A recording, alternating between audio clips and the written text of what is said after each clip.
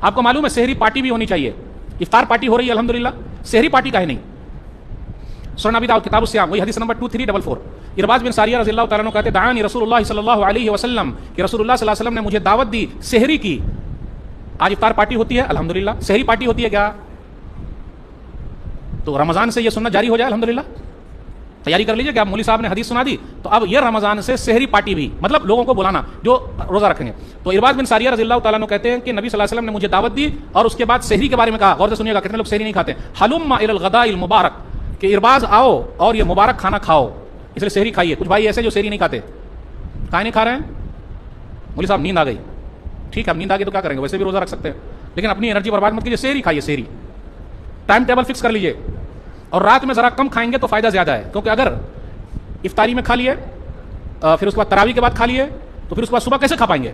वो सब हजम हो जाता। मशीन अपनी बहुत तगड़ी है अल्हम्दुलिल्लाह।